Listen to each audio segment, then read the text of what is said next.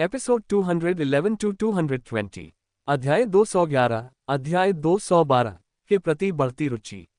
उसे चिढ़ाते हुए। अनुवादक 54,96,90,339। शिया यांगयांग ने कहा, गू परिवार से संबंधित आप सभी लोग दयालुता की कद्र करना क्यों नहीं जानते। जब शिया यांगयांग ने गू झाओहान को देखा तो उसे अचानक गू किचेन की याद आ गई। उसके दिल में दबी नाराजगी से थोड़ी सी क्रोध की भावना उभर आई। चूंकि वह अपना गुस्सा गू किचेन पर नहीं निकाल सकी, इसलिए उसने स्वाभाविक रूप से अपना गुस्सा गू झाओहान पर निकाला। वह ऐसा और किसके साथ कर सकती थी।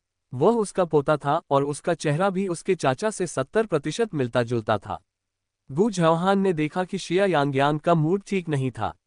उसकी आंखों का रंग थोड़ा बदल गया। क्या तुम्हारा मेरे चाचा से झगड़ा हुआ था। शिया यांगयांग ने खाने का डिब्बा मेज पर रखा और धीरे धीरे एक एक करके खोला। नहीं। तो फिर तुम परेशान क्यों दिख रहे हो। शायद इसलिए क्योंकि मैंने जो खाना बनाया है वह स्वादिष्ट नहीं है। गू झाओहान कुछ देर तक चुप रहा। काफी देर बाद आखिरकार उसने कहा, तुमने जो नाश्ता बनाया है वह बहुत स्वादिष्ट है। शिया यांगयांग अचंभित रह गई। फिर उसने अचानक अपना सिर घुमाया। उसकी नजर गू झाओहान से मिली। गू झाओहान के कान लाल हो गए और फिर उसने नजरें फेर ली। जिया यांगयांग ने हंसते हुए कहा। दरअसल उसे उसकी तारीफ करने में शर्मा रही थी। उसका ये पोता हालांकि ज्यादातर समय ठंडा स्वभाव का होता है और अपने चाचा की तरह ही मनमौजी होता है। कभी कभी वे बेहद प्यारे भी हो सकते हैं। शिया यांगयांग को किसी तरह थोड़ा बेहतर महसूस हुआ। दलिया का कटोरा उसकी ओर ले जाते हुए उसने जानबूझकर उसे चिढ़ाते हुए कहा, अभी तुमने क्या कहा। मुझे ठीक से सुनाई नहीं दिया। क्या तुम इसे फिर से कह सकते हो। गू झाओहान कुछ नाराज लग रहा था। मैंने कुछ नहीं कहा।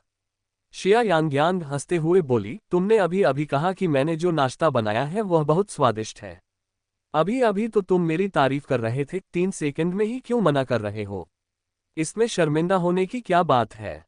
अगर तुम मेरी तारीफ करोगे तो मुझे खुशी होगी, और अगर मुझे खुशी होगी तो मैं तुम्हारे लिए और भी स्वादिष्ट खाना बनाऊंगी। गू झाओहान चुप हो गया। शिया यांगयांग ने दलिया उसे देते हुए कहा, खाओ, आज चिकन का दलिया है। मैंने कल रात से चिकन का शोरबा उबालना शुरू कर दिया था। तभी गू झाओहान मुड़ा और उसे लेने के लिए हाथ बढ़ाया, लेकिन हाल ही में लगाई गई पट्टी थोड़ी तंग होने के कारण जैसे ही उसने अपनी छाती हिलाई वह दर्द से कराह उठा। गू झाओहान ने अपना सीना पकड़ते हुए गुर्राया।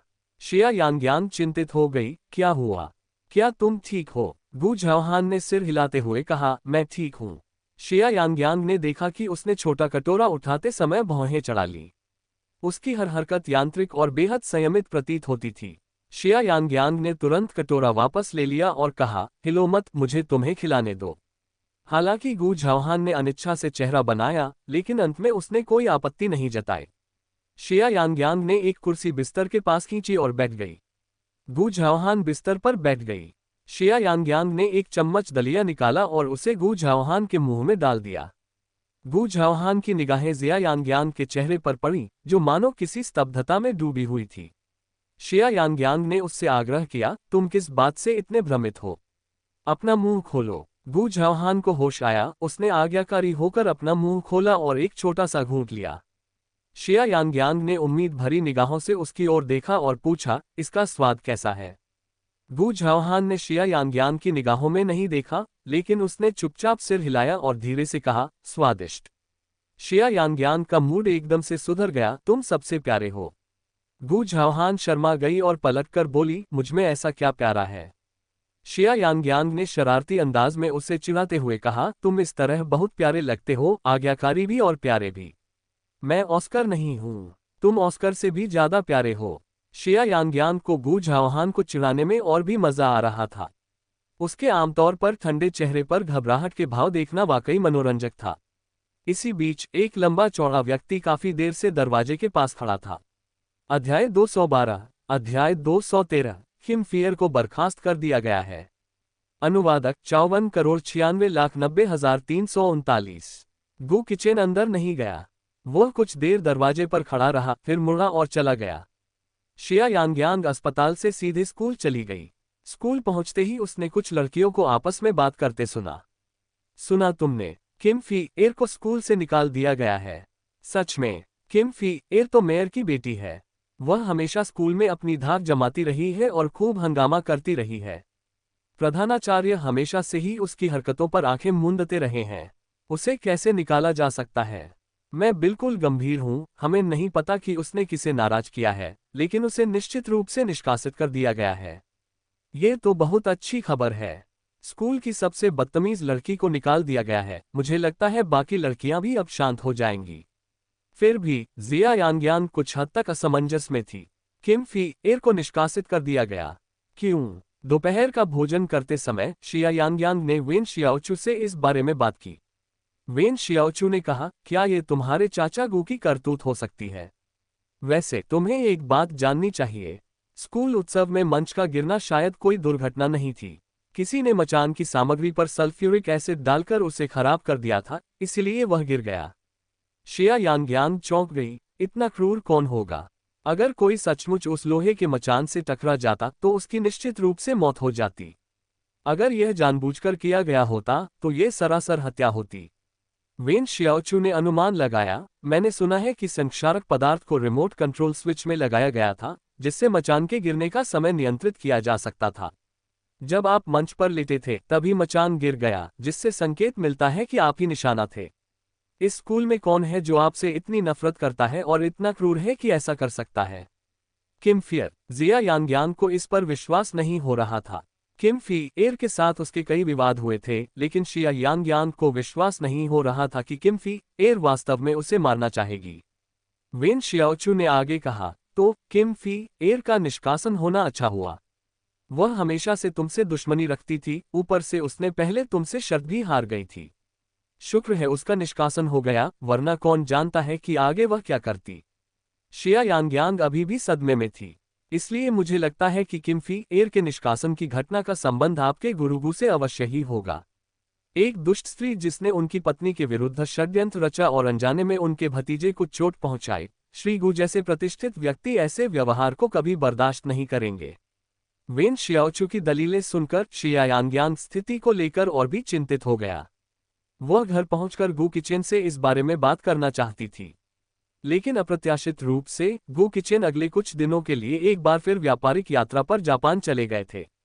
जिस दिन वह लौटा उसी दिन गु झाओहान को अस्पताल से छुट्टी मिली। गु झाओहान को दोपहर में अस्पताल से छुट्टी मिल गई और वह शाम को खाना खाने घर चले गए। दरअसल परिवार में सभी को इसके बारे में पता था। कुलपति चिंता से अधमरा हो गए थे और गु मिंगजू पेरिस से जल्दी लौट आए थे। सौभाग्यवश गु झाओहान की सेहत में तेजी से सुधार हो रहा था। वह पहले से ही अपने पैरों पर चल सकता था। इस बार गु किचेन एक हफ्ते के लिए व्यापारिक यात्रा पर बाहर गए हुए थे। वह अतीत में शायद ही कभी इतने लंबे समय के लिए घर से बाहर जाते थे। शिया यांगयांग अपनी उंगलियों पर दिन गिन रही थी। अंततः वह गु किचेन के सचिव से उनके लौटने के कार्यक्रम के बारे में पूछने से खुद को रोक नहीं पाए। जिस दिन गु किचेन वापस लौटा, शिया यांगयांग उसका इंतजार करने के लिए सुबह सुबह ही हवाई अड्डे पर चली गई। उनकी उड़ान में देरी हो गई। गु किचेन शाम तक नहीं पहुंचे। उसे देखकर जिया यांगयांग मुस्कुराते हुए दौड़ पड़ी और उसे गले लगा लिया। गु किचेन थोड़ा हैरान लग रहा था। तुम यहाँ क्या कर रहे हो? मैंने सचिव फोन से आपके कार्यक्रम के बारे में पूछा था। मैं आपको सरप्राइज देना चाहता था। गु किचेन ने ठंडे लहजे में कहा, ठीक है, चलिए शिष्टाचार का पालन करें। हम सार्वजनिक स्थान पर हैं। चलिए पहले घर चलते हैं। जिया यांगयांग जम गया। गु किचेन अचानक इतना ठंडा क्यों हो गया था? पहले जब वह उसे व्यापारिक यात्राओं से लेने आती थी तो वह उसे देखकर हमेशा खुश होता था। कुछ कदम चलने के बाद गु किचेन ने देखा कि जिया यांगयांग अभी भी वहीं खड़ी है। वह मुड़ा और पूछा, क्या तुम नहीं आ रही हो? शिया यांगयांग ने केवल ओह कहकर जवाब दिया और जल्दी से उसके पीछे चल दी।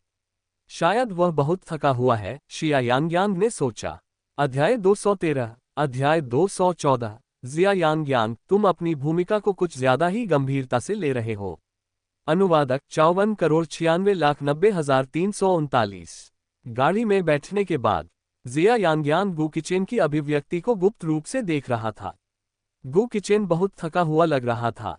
शिया यांगयांग बस कुछ खुशनुमा बातों के बारे में बात करना चाहती थी। शिया यांगयांग ने बात शुरू करते हुए कहा, आह चेन, गु झाओहान को आज अस्पताल से छुट्टी मिल गई और मेरी बहन ने खुद रात का खाना बनाया। एक नाम सुनते ही गू किचेन ने अपनी भौहें सिकुड़ी, आंखें खोली और ठंडे स्वर में कहा, मैं जानता हूं। शिया यांगयांग ने अपने होंठ सिकोड़ते हुए कहा, मैंने गू झाओहान के लिए केक ऑर्डर किया है, इसे बाद में ले लेंगे। गू किचेन ने अपनी उंगलियों से हल्के से चुटकी ली, उसकी आवाज में कोई भाव नहीं था। ठीक है। केक लेने के बाद जिया यांगयांग उत्साह से कार में वापस लौटी और गू किचेन से कहा, केक की दुकान के मालिक ने लिली के फूलों का एक गुच्छा भी दिया है, ये गू झाओहान को उसकी छुट्टी के लिए देने के लिए एकदम सही है। शिया यांगयांग, क्या तुम अपने किरदार में कुछ ज्यादा ही डूब तो नहीं रही हो? गू किचेन अचानक बोला। शिया यांगयांग स्तब्ध रह गई। उसे गू किचेन के शब्दों से नहीं, बल्कि उसके चेहरे के भाव से झटका लगा था। वह बर्फ की मूर्ति की तरह ठंडा था और उसकी निगाहें बर्फीले तेज खंजर की तरह थीं, जिनसे एक भयावह चमक निकल रही थी। शिया यांगयांग मानो अचंभित रह गई। तुमने क्या कहा? गू किचेन के चेहरे पर हल्की सी ठंडी उपहास झलक रही थी। गू झाओहान, दिन में कितनी बार तुम्हें ये नाम लेना पड़ेगा? शिया यांगयांग, याद रखो तुम कौन हो। वह लियांग शानबो नहीं है और तुम झू यंगताई नहीं हो। कृपया एक पत्नी होने का तमीज सीखो। शिया यांगयांग को सच में समझ नहीं आया। उसे यह समझने में थोड़ा समय लगा कि उसका क्या मतलब था। शिया यांगयांग की आंखों में अविश्वास भरा हुआ था। गू किचेन, तुम मुझे किस तरह का इंसान समझते हो? गू किचेन का क्या मतलब था? क्या उसे वाकई गू झाओहान के साथ उसके रिश्ते पर शक था? जब गू किचेन कुछ दिनों के लिए अपने व्यापारिक दौरे पर थे, तब वे हर रात एक दूसरे को फोन करते थे। शिया यांगयांग ने गू झाओहान का जिक्र जरूर किया था, लेकिन ऐसा इसलिए क्योंकि गू झाओहान उनका भतीजा है, जिसकी उन्हें सबसे ज्यादा परवाह है।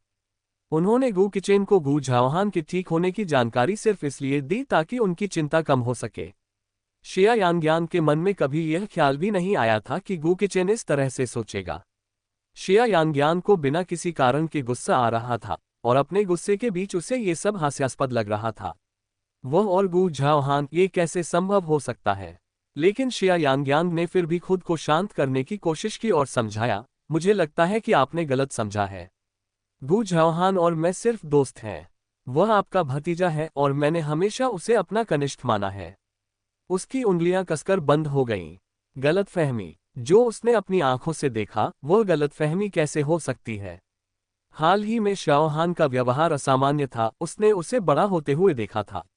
गू किचेन को पता था कि जिया यांगयांग भोली थी, शायद वह अनजान थी। लेकिन पिछले कुछ दिनों की अकारण कड़वाहट अभी भी उसी पर निकल रही थी। उसने अपनी नाक के ऊपरी हिस्से को दबाया, उसकी आवाज बेहद थकी हुई थी। भविष्य में उससे दूरी बनाए रखना। मैं नहीं चाहता कि तुम दोनों के हाथों गू परिवार की प्रतिष्ठा बर्बाद हो। शिया यांगयांग ने कुछ नहीं कहा, लेकिन उसके दिल को ऐसा महसूस हो रहा था जैसे किसी ने चाकू से वार किया हो। गू परिवार की प्रतिष्ठा से उसका क्या मतलब है? क्या उन दोनों के कारण ये प्रतिष्ठा बर्बाद नहीं हो सकती? क्या गू किचेन ने अपने मन में सब कुछ तय कर लिया था?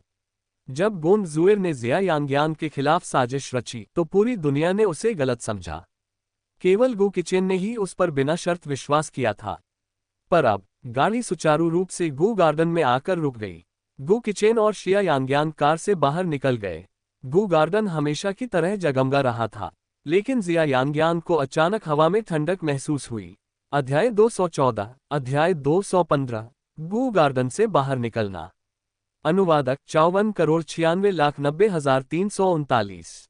अंदर आते ही बटलर ने गू किचेन द्वारा उतारे गए ओवरकोट को उठाते हुए कहा, मालिक और मालकिन भोजन कक्ष में आपका इंतजार कर रहे हैं। गू किचेन ने पूछा, शाओ हान कहाँ है? बटलर ने जवाब दिया, युवा मालिक हान भी अभी कुछ देर पहले ही लौटे हैं। उन्हें भी भोजन कक्ष में होना चाहिए। गू किचेन ने सिर हिलाया, सीढ़ियां चढ़ी और भोजन कक्ष की ओर चल पड़ी। शिया यांगयांग चुपचाप उसके पीछे पीछे चल रही थी। उसके हाथ में एक केक था। मकान मालकिन द्वारा उपहार में दिए गए लिली के फूल वह कार में ही छोड़ गई थी और उन्हें अंदर नहीं लाई थी। गू किचेन को देखते ही गू मिंजू के चेहरे पर तुरंत मुस्कान आ गई।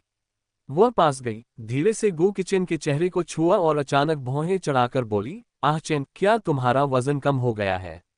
गू किचेन ने विनम्रता से उत्तर दिया, नहीं, मैं केवल कुछ दिनों के लिए व्यावसायिक यात्रा पर गया था। गू मिंजू ने कुछ देर तक उसे गौर से देखा, तुम्हारा वजन वाकई कम हो गया है। तुम बचपन से ही खाने पीने में बहुत नखरे करते रहे हो। बाहर रहने के कारण तुमने ठीक से खाना नहीं खाया होगा। अगली बार जब तुम किसी व्यावसायिक यात्रा पर जाओ तो मैं परिवार के रसोइये को तुम्हारे साथ भेज दूंगी ताकि मुझे तुम्हारे ठीक से न खाने की चिंता न करनी पड़े। गु किचेन असहाय महसूस करते हुए बोला, मैं व्यापारिक यात्रा पर हूँ, छुट्टी पर नहीं। गु किचेन ने विषय बदलते हुए पूछा, आज तुमने क्या किया? गु मिंगजू मुस्कुराए और बोली, उबला हुआ ग्रूपा, ब्रेस्ड पोर्क रिब्स, तेल में पके झींगे और लॉयंस हेड मीटबॉल, ये सभी आपके पसंदीदा घर के बने व्यंजन हैं। दरअसल गु परिवार के पास एक समर्पित शेफ था जो हमेशा तरह तरह के उच्च श्रेणी के समुद्री भोजन के व्यंजन और आयातित खाद्य सामग्री तैयार करता था। लेकिन उन्हें इन साधारण घर में बने व्यंजनों का आनंद लेने का मुश्किल से ही मौका मिला। गु मिंगजू ने शिया यांगयांग से कहा, एक बार जब आह चेन छोटा था तो उसने यांगझोउ के एक निजी रेस्तरां में शेर के सिर के आकार के मीटबॉल खाए थे। वापस आने के बाद से वह बार बार उन्हें खाने की जिद करता रहा। हमने कई रसोइयों को बुलाया, लेकिन सभी ने कहा कि वह शेर का सिर नहीं बल्कि मीटबॉल थे। आखिरकार मुझे खुद यांगझोउ जाना पड़ा और 2 महीने तक उसे बनाना सीखना पड़ा। जब मैं वापस आया और मैंने उसे वह व्यंजन बनाकर खिलाया, तो आप कल्पना कर सकते हैं कि वह कितना नखरे वाला है। शिया यांगयांग ने हंसते हुए कहा, बहन तुम उसके साथ बहुत अच्छा व्यवहार करती हो। गु मिंगजू ने गु किचेन को स्नेह भरी निगाहों से देखा और मुस्कुराते हुए कहा, बेशक वह मेरा सबसे प्यारा छोटा भाई है। इसी क्षण जिया यांगयांग ने देखा कि गु जाओहान भोजन की मेज पर बैठा हुआ था। उसकी निगाहें गु मिंगजू पर टिकी हुई थीं। उनकी आंखों में उदासी की एक झलक साफ दिखाई दे रही थी। गु परिसर में ज्यादा देर तक न रुकने वाली शिया यांगयांग ने भी इसे स्पष्ट रूप से देखा था। गु मिंगजू अपने छोटे भाई के बारे में ज्यादा चिंतित दिखती थी, उससे ज्यादा बात करती थी, उसके पहनावे का ख्याल रखती थी और यहाँ तक कि जब भी वह बाहर जाता था तो उसकी टाई बांधने में भी मदद करती थी।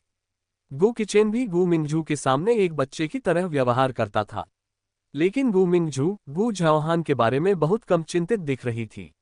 ऐसा नहीं था कि उसे परवाह नहीं थी, लेकिन उसकी अभिव्यक्ति उतनी प्रत्यक्ष नहीं थी। इसका एक कारण गु जाओहान का व्यक्तित्व भी था। वह हमेशा अंतर्मुखी और उदासीन प्रतीत होता था, मानो वह हर किसी से दूरी बनाए रखता हो। शिया यांगयांग ने केक गु जाओहान को देते हुए कहा, आपकी डिस्चार्ज पर बधाई हो, यह आपके लिए है। गु जाओहान ने सिर्फ एक शब्द कहा, धन्यवाद। रात के खाने के दौरान हमेशा बड़े भाई गु मिंगजू और गु किचेन ही बातें करते थे। गु जाओहान ने एक शब्द भी नहीं कहा। शिया यांगयांग, जो आमतौर पर सबसे ज्यादा जीवंत और बातूनी रहती है, ने शाम का अधिकांश समय चुपचाप भोजन करते हुए बिताया। गु मिंगजू ने ये देखा और पूछा, यांगयांग आज तुम्हें क्या हुआ है, क्या तुम्हारे मन में कुछ चल रहा है? शिया यांगयांग ने झट से अपना सिर हिलाया, कुछ नहीं, मैं बस कुछ चीजों के बारे में सोच रही थी। इसके बाद गु किचेन ने शांत स्वर में कहा, पिताजी, बहन यांगयांग और मैं आज रात घर छोड़कर जा रहे हैं। शिया यांगयांग ने आश्चर्य से गु किचेन की ओर देखा।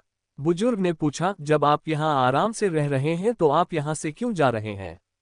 गु मिंगजू ने बीच में टोकते हुए कहा, पिताजी छोड़िए, इन दोनों को यहाँ रखने का क्या मतलब है? आह चेन की अभी अभी शादी हुई है, उसे अपनी पत्नी के साथ कुछ अकेले समय बिताने दीजिए। अगर वे कहीं और जाना चाहते हैं तो उन्हें जाने दीजिए, लेकिन हमें अक्सर मिलने जरूर आइएगा। अध्याय 215, अध्याय 216। धन्यवाद चाची। अनुवादक 54,96,90,339। शिया यांगयांग शुरू से अंत तक चुप रही, लेकिन उसका दिल अब भी बहुत परेशान था। गु किचेन के घर से बाहर चले जाने के फैसले का स्पष्ट अर्थ ये था कि उसे विश्वास था कि उसके और गु जाओहान के बीच कुछ चल रहा है। रात के खाने के बाद शिया यांगयांग अपने कमरे में नहीं रहना चाहती थी। उसे बिना किसी स्पष्ट कारण के घुटन महसूस हो रही थी, इसलिए वह आंगन में चली गई। आंगन में संगमरमर की एक बेंच थी। शिया यांगयांग उस पर बैठी हुई थी और खाली निगाहों से रात के आकाश को निहार रही थी। ऑस्कर पास आया और उसने जिया यांगयांग के टखने पर अपनी नाक रगड़ी। शिया यांगयांग नीचे झुकी और ऑस्कर के मुलायम सिर पर हाथ फेरा। आपका क्या मामला है? शिया यांगयांग को पता नहीं था कि वह कितनी देर से बैठी हुई थी। अचानक उसके पीछे से एक ठंडी आवाज आई। पीछे मुड़कर उसने गु जाओहान को देखा। जिया यांगयांग अचानक उठ खड़ी हुई। किसी कारणवश उसे बेवजह घबराहट महसूस हो रही थी। शायद इसलिए क्योंकि वह जानती थी कि गु किचेन ने उनके रिश्ते को गलत समझा था, इसलिए अब उसके दिल में एक गांठ सी बन गई थी। शिया यांगयांग ने हल्के से मुस्कुराते हुए कहा, कुछ नहीं, बस थोड़ी देर ऑस्कर के साथ खेल रही थी। गु जाओहान भी पास आया, नीचे बैठ गया, ऑस्कर को सहलाया और पूछा, मैं पूछ रहा था कि तुम्हारे और अंकल के बीच क्या गड़बड़ है? शिया यांग्यांग को उम्मीद नहीं थी कि गू झाओहान ये सवाल पूछेगा। उसने बड़े सहज भाव से कहा, हम ठीक हैं। आप क्यों पूछ रहे हैं? मुझे पता चल रहा है कि अंकल नाराज हैं। असल में गू किचेन के व्यवहार में उसके सामान्य आचरण से कोई खास बदलाव नहीं आया था। शिया यांग्यांग को समझ नहीं आ रहा था कि गू झाओहान ने ये कैसे देखा। लेकिन चाहे कुछ भी हो जाए, वह गू झाओहान को गू किचेन द्वारा उनके रिश्ते को गलत समझने के बारे में कभी नहीं बताएगी। ये हद से ज्यादा अपमानजनक और बेहद अजीब था। शिया यांग्यांग ने विषय बदलते हुए कहा, लगता है आप अपने चाचा को बहुत अच्छी तरह से जानते हैं। गू झाओहान कुछ देर चुप रहा। बचपन से ही मैंने उन्हें अपना आदर्श, अपना लक्ष्य माना है। चाचा जी बहुत ही असाधारण हैं। 17 साल की उम्र में ही उन्होंने शेंग्युआन ग्रुप की जिम्मेदारी संभाल ली। वो एक प्रतिभाशाली व्यक्ति हैं, लेकिन मैं नहीं। मैं चाहे कितनी भी कोशिश कर लूं, उनकी बराबरी नहीं कर सकता। इसलिए चाहे दादाजी हो या माताजी, सबकी नजरें सिर्फ चाचा जी पर ही टिकती हैं। शिया यांग्यांग अचंभित रह गई। यह आश्चर्यजनक था कि गू झाओहान जैसा निर्मम व्यक्ति ऐसी बातें कहेगा। आपको पता होना चाहिए कि विश्वविद्यालय में उन्हें दूसरों द्वारा एक प्रतिभाशाली छात्र माना जाता था, मेडिकल स्कूल में सबसे उत्कृष्ट शैक्षणिक उपलब्धि हासिल करने वाला छात्र। वह ऐसा क्यों सोचेगा? शिया यांग्यांग को अचानक एहसास हुआ कि गू झाओहान बचपन से ही गू किचेन की सफलता की छाया में रहा होगा। उस पर मनोवैज्ञानिक दबाव काफी गहरा रहा होगा। दरअसल आपको अपने चाचा के जीवन पथ से अपनी तुलना करने की जरूरत नहीं है। आप हैं, कोई और नहीं। आपको उनसे अपनी तुलना करने की क्या जरूरत है? ऐसा इसलिए है क्योंकि मैं नहीं चाहता कि मेरी माँ हमेशा के लिए सिर्फ चाचा को शुभ रात्रि कहे, उन्हें समय पर खाना खाने की याद दिलाए, उनका सामान तैयार करे, उनके लिए उपहार लाए और बस उनसे मिलती रहे। जब गू झाओहान ने ये कहा तो उनकी आवाज में ईर्ष्या नहीं थी, बल्कि गहरी उदासी और बेबसी थी। कुछ देर तक जिया यांग्यांग को समझ नहीं आया कि क्या कहे। दोनों चुपचाप बैठे रहे। ऑस्कर उनके पैरों के आसपास सूंघता रहा। झाओहान, पीछे से गू किचेन की ठंडी आवाज आई। शिया यांग्यांग और गू झाओहान दोनों ने अपना सिर घुमाया। गू किचेन पास आया और गू झाओहान को एक उपहार बॉक्स देते हुए बोला, यह आपके लिए उपहार है। जब भी गू किचेन व्यापारिक यात्रा पर जाते थे तो वे हमेशा उनके लिए कोई न कोई उपहार लेकर आते थे। गू झाओहान ने उसे खोला तो वह कार की चाबी निकली। गू किचेन ने कहा, तुम्हारी ग्रेजुएशन होने वाली है, मुझे लगता है तुम्हें इसकी जरूरत पड़ेगी। कार विदेश से मंगाई गई है, 1 महीने में घर पहुंच जाएगी। यह एक साधारण फॉक्सवैगन है। घर पर जो कारें हैं वे तुम्हारी इंटर्नशिप के लिए बहुत ज्यादा दिखावटी हैं, इसलिए मैं तुम्हें ये कार आने जाने के लिए दे रहा हूं। मुझे उम्मीद है कि तुम्हारी पहली शानदार कार की खरीदारी तुम्हारी अपनी कमाई से होगी। दरअसल गू हवेली के तहखाने में कई कारें थीं, लेकिन वे सभी बेहद महंगी और आलीशान थीं। गू झाओहान ने कहा, धन्यवाद चाचा। गू किचेन एक पल चुप रही और बोली, यह उपहार दरअसल तुम्हारी चाची ने चुना है। अगर वो न होती तो मैं इसके बारे में सोच भी नहीं पाती। तुम्हें भी अपनी चाची का शुक्रिया अदा करना चाहिए। अध्याय 216। अध्याय 217। तुम फोन क्यों नहीं करोगे? अनुवादक 54,96,90,339। पूरा बगीचा अचानक शांत हो गया। गू किचेन की ओर देखते हुए शिया यांग्यांग ने भौहें चढ़ा ली। गू किचेन का क्या मतलब था? उसने कभी कार का जिक्र नहीं किया, तो गू किचेन को ये बात क्यों कहनी पड़ी? गू झाओहान कुछ देर चुप रही, फिर धीरे से बोली, धन्यवाद। गू किचेन ने फिर कहा, इतने समय से मैंने तुम्हें उसे आंटी कहते हुए कभी नहीं सुना। क्या यांग्यांग का हमारे परिवार में तुम्हारे दिल में कोई महत्व नहीं है? जिया यांग्यांग को आखिरकार समझ आ गया। गू किचेन गू झाओहान पर उसे चाचा कहकर बुलाने का दबाव डाल रहा था, इसलिए उसने जानबूझकर पहले ये टिप्पणी की थी। इससे यांग्यांग को काफी गुस्सा आया। सबसे पहले गू किचेन को पता था कि गू झाओहान उससे उम्र में बड़ा है और उसका सहपाठी भी है। उसे अपने चाचा होने की याद दिलाए जाने से सख्त नफरत थी। पहले उनके रिश्ते में तनाव था, ठीक इसी वजह से। अब जब हालात थोड़े सुधर रहे थे तो गू किचेन ने फिर से इस बात को उठाया। दूसरी बात, जिया यांग्यांग जानती थी कि गू किचेन उसे याद दिलाता था कि वह गू झाओहान की चाची है, ताकि उनके बीच हमेशा एक निश्चित दूरी बनी रहे। हालांकि ऐसा लग रहा था कि वह गू झाओहान से बात कर रहा है, लेकिन ये याद दिलाना शायद उसी के लिए था। गू किचेन को अब भी उस पर भरोसा नहीं था। शिया यांग्यांग के भीतर क्रोध भड़क उठा। जहां तक गू किचेन की बात है, उनकी निगाहें सौम्य और सहज भाव से गू झाओहान पर टिकी हुई थीं। जब उन्होंने पहले बात की थी तो उनका लहजा सामान्य था, दबाव वाला नहीं था, और उनके होठों के कोने पर हल्की सी मुस्कान भी थी। लेकिन गू झाओहान बर्फ की मूर्ति की तरह ठंडा खड़ा था, बिना एक शब्द बोले। गू किचेन का लहजा अपरिवर्तित रहा, आप उसे आंटी क्यों नहीं कहते? गू झाओहान ने फिर भी कोई जवाब नहीं दिया। उस समय उनके चेहरे पर कोई भाव नहीं था। हालांकि कुछ समय तक उससे बातचीत करने के बाद जिया यांग्यांग अब उसे बेहतर तरीके से जान गया था। अपने चाचा की तरह वह भी बाहरी तौर पर शांत भाव प्रदर्शित करता था, जबकि वास्तव में उसके भीतर भावनाएं उमड़ रही होती थीं। उन्होंने अपनी भावनाओं को अच्छी तरह से छुपाया, लेकिन इसका मतलब यह नहीं था कि उनमें कोई भावना ही नहीं थी। जिया यांग्यांग के विचार में गू किचेन गू झाओहान को धमका रहा था। गू किचेन झाओहान के स्वभाव और उसकी स्थिति को लेकर उसकी असहजता के बारे में स्पष्ट रूप से जानता था। घर पर पहले से ही उपेक्षित महसूस कर रही झाओहान की दादी और माँ केवल गू किचेन पर ही स्नेह बरसाती थीं। अब अचानक उसकी जिंदगी में एक चाची का भी आगमन हो गया।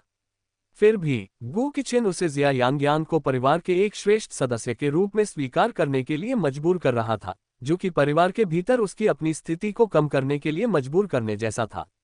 ये गू झाओहान के साथ क्रूरता थी। फिर भी गू झाओहान ने जवाब देना नहीं चाहा। वह गू किचेन की आंखों में आंखें मिलाने तक की इच्छा नहीं रखता था। उसने अपना सिर नीचे झुका लिया, अपनी कार की चाबी का डिब्बा अपने हाथ में इतनी कसकर पकड़ रखा था कि उसकी उंगलियां सफेद पड़ गईं। तुम उसे फोन क्यों नहीं करते? क्या तुम आज तक अपनी स्थिति को स्वीकार नहीं कर पा रहे हो? शियाओहान, तुम क्या सोच रहे हो? बस करो, गू किचेन, तुमने हद पार कर दी। जिया यांग्यांग अचानक भड़क उठी। शिया यांग्यांग अब और बर्दाश्त नहीं कर सका। उसे उस पर शक था, लेकिन अब तो गू झाओहान पर भी शक होने लगा था। गू झाओहान इतने शांत स्वभाव के व्यक्ति थे, क्या उन्हें चाचा होने के नाते ये बात पता नहीं थी? वह खुद के साथ हुए अन्याय को सहन कर सकती थी, लेकिन अब अन्यायपूर्ण आरोप गू झाओहान पर लग गए थे। वे पूरी तरह से निराधार बातें कह रहे थे। क्या उसका उद्देश्य माहौल को बिगाड़ना था ताकि हर कोई अविश्वास में जी सके? भविष्य में वह गू झाओहान और परिवार के बाकी सदस्यों का सामना कैसे करेगी? गू किचेन की आंखें काली पड़ गईं, उसका चेहरा धीरे धीरे ठंडा पड़ गया। शिया यांग्यांग ने गू किचेन को धक्का देकर दूर कर दिया और सीधे घर के अंदर चली गई। गू किचेन एक पल के लिए वहीं खड़ा रहा, फिर मुड़कर घर के अंदर चला गया। केवल गू झाओहान ही अपनी जगह पर स्थिर रहा, जगमगाते कमरे और अंदर मौजूद गू किचेन और शिया यांग्यांग की आकृतियों को टकटकी लगाए देखता रहा। वह चुपचाप रात के अंधेरे में गायब हो गया। अध्याय 217, अध्याय 218। हे सहपाठी। अनुवादक 54,96,90,339। गू झाओहान को याद है जब उन्होंने पहली बार शिया यांग्यांग नाम सुना था। विश्वविद्यालय में प्रवेश के बाद शुरू हुए सैन्य प्रशिक्षण का ये तीसरा दिन था। उस समय वह कुछ ही दिन पहले अपने देश लौटा था। उसे स्थानीय भोजन और पानी की आदत नहीं थी, और वह अभी भी समय के अंतर के अनुकूल नहीं हो पाया था। भीषण गर्मी के दिन, उच्च तीव्रता वाला सैन्य प्रशिक्षण। इससे भी बुरी बात यह थी कि उनका सामना एक ऐसे सैन्य अधिकारी से हुआ जो इतना कठोर और निर्दयी था कि वह लगभग क्रूरतापूर्ण था। उस समय सैन्य प्रशिक्षण को संकायों या कक्षाओं में विभाजित नहीं किया गया था। ये यादृच्छिक रूप से निर्धारित किया गया था। एक कक्षा में 60 लोग थे जो विभिन्न संकायों, विभिन्न कक्षाओं से आए थे। उस समय उनकी सहनशक्ति को प्रशिक्षित करने के लिए प्रत्येक दिन दोपहर के भोजन से पहले चिलचिलाती धूप में प्रशिक्षक उन्हें आधे घंटे तक जलती धूप में खड़ा रखता था। उन कुछ दिनों में वह पहले से ही अस्वस्थ महसूस कर रहा था, लेकिन उसने हिम्मत नहीं हारी। ठीक उसी समय जब उसे लगा कि वह अब और टिक नहीं सकता, उसकी दृष्टि धीरे धीरे धुंधली होने लगी। उसके बगल में खड़े किसी व्यक्ति ने अचानक उसे मिनरल वाटर की बोतल थमा दी। उस व्यक्ति की आवाज स्पष्ट और मधुर थी। हे सहपाठी, ये तुम्हारे लिए है। उसने बड़ी मुश्किल से अपनी आंखें खोलकर बगल में देखा। वह चेहरा इतना मासूम था कि उसका दिल धड़कने लगा। उसने उससे मिनरल वाटर की एक बोतल पकड़ाते हुए बहुत धीमी आवाज में कहा, जल्दी से इसे पी लो और प्रशिक्षक को तुम्हें पकड़ने मत देना। गू झाओहान ने मिनरल वाटर लिया। जाहिर था कि उसने इसे थोड़ा थोड़ा पिया था। वह सफाई के प्रति बेहद सजग था और दूसरों की चीजों का इस्तेमाल करना उसे बिल्कुल पसंद नहीं था, खासकर दूसरों द्वारा पिया गया पानी। लेकिन हैरानी की बात यह है कि उस समय उन्हें जरा भी घृणा महसूस नहीं हुई। ढक्कन को घुमाकर खोलते ही और 2 घूंट पीते ही उसके सामने की हर चीज में काले और सफेद रंग के स्पष्ट शेड्स दिखने लगे। उस दिन से उसने उस लड़की पर ध्यान देना शुरू कर दिया। यह अफसोस की बात है कि उन्हें बात करने का मौका नहीं मिला, क्योंकि कक्षाओं के पुनर्वितरण के कारण उन्हें अलग अलग प्रशिक्षण समूहों में डाल दिया गया था। वे एक दूसरे से काफी दूर थे, लेकिन वह अक्सर उससे मिलता था। उदाहरण के लिए, ब्रेक के दौरान उसे खेल के मैदान में बास्केटबॉल के घेरे के नीचे दोस्तों के साथ बैठकर बातें करना और हंसना पसंद था, और कभी कभी वह छुपकर नाश्ता भी खा लेती थी। उस गर्मी में तापमान असामान्य रूप से अधिक था। 1 महीने के सैन्य प्रशिक्षण के बाद सभी लोग काले बंदर जैसे दिखने लगे थे, लेकिन ऐसा प्रतीत होता था मानो उस पर स्वर्ग की कृपा थी। वह अब भी कमल की तरह पवित्र थी। जब सभी की हालत बेहद खराब थी, प्रशिक्षण के बाद वे मुश्किल से हिल-डुल पा रहे थे। वह उसे अक्सर पानी की बोतलें पकड़े हुए अपने आसपास के लोगों को एक-एक करके पानी पिलाते हुए देखता था। जब हर कोई पसीने से तरबतर था, तब वह तरोताजा और पसीने से मुक्त थी, सिवाय उसके हमेशा गुलाबी रहने वाले गालों के, जिन्हें देखकर सूरज की रोशनी में खिले आड़ू के फूलों की याद आ जाती थी। वह मिलनसार नहीं था, लेकिन फिर भी वह दूसरे लोगों से उसका नाम पता लगाने में कामयाब रहा। जिया यांग्यांग। ग्रीष्म ऋतु के मध्य में रूजर रंग धीरे धीरे कम होता जा रहा है। बर्फ की तरह पतला, रात का आकाश अनगिनत तारों से जगमगा रहा है। वह गर्मी लंबी, उबाऊ, कठिन और घुटन भरी थी, लेकिन वह नाम गर्मियों में बर्फ के टुकड़े की तरह था जो सारी उदासी को पिघला देता था।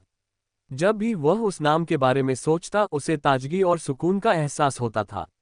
अगले वर्षों में उन्होंने जिया यांग्यांग से शायद ही कभी बात की, लेकिन वह उसके बारे में सब कुछ जानता था। वह पत्रकारिता की छात्रा थी। उसे स्कूल की दूसरी कैंटीन में खाना पसंद था। हर सप्ताहांत वह अपना अधिकांश समय पुस्तकालय में बिताती थी। शाम 9:30 बजे सोने से पहले वह ट्रैक पर दौड़ लगाती थी। और उसके प्रेमी का नाम लू हाउटियन था। उसने चुपचाप उस लड़की के बारे में सब कुछ देखा, लेकिन वह लड़की यह भी नहीं जानती थी कि वह मौजूद है। उनके चाचा ने एक बार कहा था कि अगर किसी लड़की को पहली बार देखते ही आपके शरीर में बिजली का झटका लगे और आप अनजाने में कांपने लगें, तो निश्चित रूप से वही आपकी सच्ची प्रेमिका है। लेकिन जब उसे इस बात का एहसास हुआ, तब तक वह विवाह के माध्यम से उसकी चाची बन चुकी थी। लेकिन उनकी यादें अभी भी उस गर्मी के मौसम में अटकी हुई थीं। उसके सामने पड़ी वह पीली कलाएं और उसकी आवाज, बिल्कुल साफ साफ, हे सहपाठी। अध्याय 218। अध्याय 219। मैं उतना नीच नहीं हूं जितना तुम सोचते हो। अनुवादक 54,96,90,339। उस समय तक जिया यांग्यांग अपने कमरे में लौट चुकी थी। गु किचेन उसके पीछे पीछे अंदर चली गई। दोनों में बहस शुरू हो गई। गु मिंगजू ने ये सब होते देखा और वहां आ गई। गु मिंगजू को पास आते देख शिया यांग्यांग ने गु किचेन से झगड़ा करना बंद कर दिया। गु मिंगजू ने पूछा, तुम दोनों के बीच क्या चल रहा है? कुछ देर पहले तक तो तुम दोनों ठीक थे, अब क्यों लड़ रहे हो? शिया यांग्यांग चुप रही। तब गु किचेन ने कहा, बहन, हम जा रहे हैं। इतना कहकर उसने शिया यांग्यांग का हाथ पकड़ा और बाहर की ओर चलने लगा। चलते समय जिया यांग्यांग ने गु किचेन की पकड़ से खुद को छुड़ाने के लिए संघर्ष किया। दोनों के बीच एक बार फिर स्पष्ट रूप से मतभेद दिखाई दे रहे थे। इसी दौरान गु झाओहान भी कमरे में दाखिल हुआ। गु मिंगजू ने देखा कि गु झाओहान भी कहीं और देख रहा था, और उसने उसे कुछ बार पुकारा, लेकिन ऐसा लगा जैसे उसने उसकी आवाज नहीं सुनी और सीधे ऊपर चला गया। गु मिंगजू ने स्पष्ट रूप से अपनी भौहें सिकुड़ी। गाड़ी में बैठने के बाद जिया यांग्यांग पूरे रास्ते चुप रही। गु किचेन के चेहरे पर भी भयंकर आक्रोश के भाव थे। अंततः जिया यांग्यांग और अधिक संयम नहीं रख सकी और उसने पूछा, गु किचेन, तुमने पहले ऐसा क्यों कहा? क्या तुम्हें मुझ पर भरोसा नहीं है? मैं भविष्य में गु झाओहान का सामना कैसे करूंगी? तुम क्या चाहते हो कि वह मेरे बारे में क्या सोचे? अचानक गु किचेन ने ब्रेक लगा दिए। गाड़ी सड़क के किनारे रुक गई। उसकी आवाज एकदम ठंडी थी जब उसने कहा, जब तुम हर मोड़ पर उसके बारे में सोचती हो तो मैं तुम पर कैसे भरोसा कर सकता हूँ? शिया यांग्यांग अचंभित होकर बोली, ऐसा इसलिए नहीं कि मैं उसके प्रति सहानुभूति रखती हूँ, बल्कि इसलिए कि मुझे समझ नहीं आ रहा कि आप ऐसा क्यों सोच रहे हैं। मैंने ऐसा क्या किया है जिससे आपको लगता है कि गु झाओहान के साथ मेरा रिश्ता संदिग्ध है? अगर आप मुझ पर आरोप लगाना चाहते हैं तो आपको सबूत चाहिए। आपका निराधार आरोप मैं स्वीकार नहीं कर सकती। शिया यांग्यांग को ऐसा लगा जैसे वह गु किचेन को काफी समय से जानती हो। वह तुच्छ स्वभाव का व्यक्ति नहीं था, न ही वह ऐसा व्यक्ति था जो अपने भतीजे से ईर्ष्या करता हो। ये सरासर बेतुका था। वह कौन सा कारण था जिसके चलते गु किचेन उसे इस तरह से देखने लगा? सबूत। आपको सबूत चाहिए। क्या हाल के दिनों में आपका व्यवहार ही सब कुछ स्पष्ट नहीं करता? शिया यांग्यांग गुस्से से आग बबूला हो गई। उसने आखिर किया क्या था? गु किचेन उस पर निराधार आरोप लगा रहा था। खासकर जिस तरह से वह अब बोल रहा था, ठंडा और कठोर, मानो उसे अपने आरोपों पर पूरा भरोसा हो। मानो जिया यांग्यांग चाहे जैसे भी अपना बचाव करे, वह उस पर विश्वास नहीं करेगा। इसके अलावा ऐसी कोई घटना हुई ही नहीं थी, तो उसे अपना बचाव करने की क्या जरूरत थी? अचानक शिया यांग्यांग इस बारे में और बात नहीं करना चाहती थी। उसके दिल में असहनीय पीड़ा का भाव उमड़ आया। गु किचेन, मैं तुम्हारे सामने अपनी बेगुनाही साबित करने की कोशिश करते करते थक गई हूं। समझदार लोग सच्चाई देख लेंगे। बोलना व्यर्थ है, उसने कहा। कुछ सेकंड की चुप्पी के बाद गु किचेन ने कहा, शिया यांग्यांग, आज से तुम्हें शियाओहान के पास जाने की अनुमति नहीं है। शिया यांग्यांग को सबसे ज्यादा चौंकाने वाली बात यह थी कि वह जिस लहजे का इस्तेमाल कर रहा था, वह चेतावनी के करीब था। गु झाओहान के पास आ रहे हैं। तो गु किचेन के मन में न केवल यह विचार था कि उनका रिश्ता अस्पष्ट है, बल्कि यह भी कि वह खुद ही सक्रिय रूप से निकटता की तलाश कर रही थी। या यूं कहूं कि क्या गु किचेन को लगा कि वह उसे बहका रही थी? हाँ, क्योंकि उसने ये तय कर लिया है कि उन दोनों के बीच कुछ चल रहा है, और गु झाओहान अपने अलग थलग स्वभाव के कारण निश्चित रूप से इसकी शुरुआत नहीं करेगा। इससे केवल एक ही संभावना बचती है कि उसने ही पहल की, कि उसने गु झाओहान को बहकाया। शिया यांग्यांग को इस पर मुश्किल से ही विश्वास हुआ और वह हंसना चाहती थी। लगभग चिल्लाते हुए जिया यांग्यांग ने कहा, गु किचेन, मैं उतना नीच नहीं हूं जितना तुम सोचते हो। इतना कहकर जिया यांग्यांग ने कार का दरवाजा खोला और भाग गई। गु किचेन ने उसका पीछा नहीं किया। अध्याय 219-220 एक यहाँ भी रहें। अध्याय 219 अध्याय 220 एक यहाँ भी रहें। अनुवादक 54,96,90,339। कार से उतरने के बाद शिया यांग्यांग भाग गई। अंततः वह सड़क के किनारे एक बस स्टॉप पर रुक गई। अपने दुख को रोक न पाने के कारण वह फूट फूट कर रोने लगी। ऐसा क्यों हुआ? कुछ भी न होने के बावजूद शिया यांग्यांग असमंजस में थी। शिया यांग्यांग काफी देर तक बेंच पर बैठी रही, अचंभित। खैर, वह वापस नहीं जाना चाहती थी। गु किचेन की संदेह भरी निगाहें देखकर तेज चाकू की तरह दर्द हुआ। लेकिन वह घर भी नहीं जाना चाहती थी। शिया वेई बस उसका मजाक उड़ाने का इंतजार कर रही थी। वह इतनी कमजोर हालत में घर नहीं जा सकती थी। शिया यांग्यांग अपने फोन में स्क्रॉल कर रही थी और अंत में उसने वेन शियाओचू को डायल कर दिया। वेन शियाओचू 20 मिनट बाद पहुंची। कुछ देर बात करने के बाद वे दोनों साथ साथ चले गए। हालांकि ठीक उसी समय बस स्टॉप से कुछ ही दूरी पर एक काली रंग की मेबैक कार खड़ी थी। अंदर बैठा व्यक्ति उदास चेहरे के साथ था और उसकी सिगरेट की नोक लाल रंग से चमक रही थी। लेकिन उसने सिर्फ सिगरेट जलाए, उसे पिया नहीं, बल्कि सिगरेट के सिरे पर जल रही लाल लौ के बुझने का इंतजार किया और फिर दूसरी जलाए। कार धुएं से भर गई थी, जिसमें तंबाकू की तेज गंध आ रही थी। गु किचेन को वास्तव में ये गंध पसंद नहीं थी। हालांकि इस हल्की कड़वी गंध से उसे ठंडक मिली। उसने जानबूझकर उसे चोट पहुंचाने के लिए वे बातें क्यों कहीं? यहां तक कि गु किचेन को भी अपनी मूर्खता का एहसास हुआ। ये जानते हुए कि वह निर्दोष थी, उसे अपने पास सुरक्षित रखना चाहिए था, खासकर इस समय। उसकी तर्कशक्ति ने उसे यही बताया। लेकिन जब भी वह जिया यांग्यांग को गु झाओहान के बगल में बैठे हुए कल्पना करता, तो उसका दिल ऐसे दुखता था जैसे कोई जहरीला सांप उसके चारों ओर लिपट रहा हो। उसने कही गई हर बात सुनी। अपने बचपन से ही शियाओहान ने ये बातें कभी अपने परिवार के साथ साझा नहीं की थीं। गु किचेन को तभी अपने बोझ और संघर्षों की गंभीरता का एहसास हुआ। गु किचेन को ये बात बिल्कुल भी स्वीकार नहीं हो रही थी कि जिया यांग्यांग ही वह पहली व्यक्ति थी जिसने उसके दिल की बात कही थी। गु किचेन को पता था कि यह मामला कितना गंभीर है। गु झाओहान कई मायनों में उससे मिलती जुलती थी। एक बार भावनात्मक रूप से जुड़ जाने पर उनके लिए अलग होना मुश्किल हो जाता था। और हर बार जब वह उसके सामने खुद को सही ठहराने की कोशिश करती थी, ये कहते हुए कि निर्दोष लोगों को डरने की कोई जरूरत नहीं है, तो गु किचेन बेहद निराश महसूस करता था। बेवकूफ, क्या उसे इसका जरा भी आभास नहीं हुआ? गु किचेन का अविश्वास जिया यांग्यांग के प्रति नहीं, बल्कि पहली बार खुद के प्रति था। जियाओहान वह व्यक्ति था जिसे उसने स्वयं पाला पोसा था। वह बाहर से भले ही कठोर प्रतीत होता हो, लेकिन वह हृदय से बहुत दयालु था। वे एक ही स्कूल में पढ़ते थे, एक ही उम्र के थे और उनके विषय भी एक जैसे थे। उसके सामने जिया यांग्यांग स्वाभाविक रूप से संयमित और सतर्क रहती थी। हालांकि गु झाओहान के साथ मामला अलग था। जिया यांग्यांग ने पहल करते हुए उससे मजाक किया और उसे चिढ़ाया। इससे गु किचेन को यह महसूस हुआ कि गु झाओहान के साथ रहने पर जिया यांग्यांग अधिक सहज और अपने असली रूप में होती थी। पहली बार गु किचेन को एहसास हुआ कि वह भी ईर्ष्या महसूस कर सकता है। उसकी ईर्ष्या ने उसे पागल कर दिया।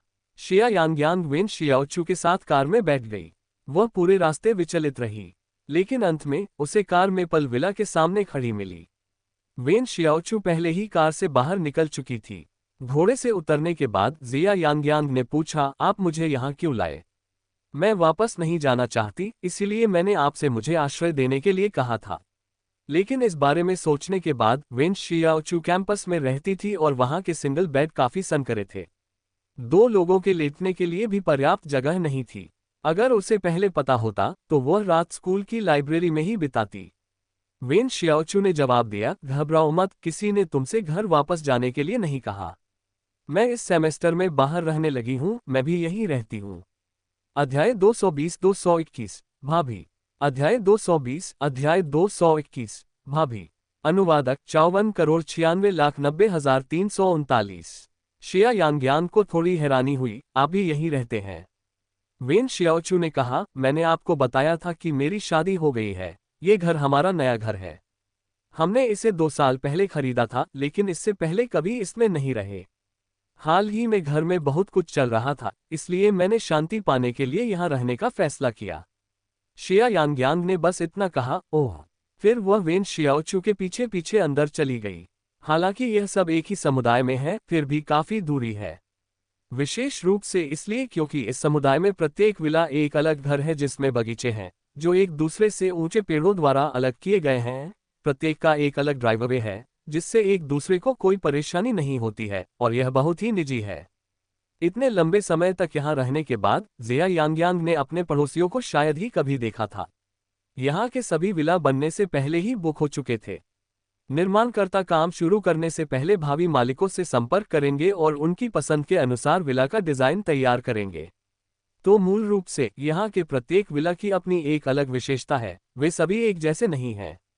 गु किचेन के विला की शैली सरल और सादगीपूर्ण है, लेकिन वेन शियाओचू का विला अत्यंत विलासितापूर्ण है। दरवाजे पर खड़ी जिया यांग्यांग के हैरान चेहरे को देखकर वेन शियाओचू ने समझाया, इसकी परवाह मत करो, जिससे मैंने शादी की है वह एक सच्चा प्लेबॉय है और उसने खुद इस घर को डिजाइन किया है, इसलिए।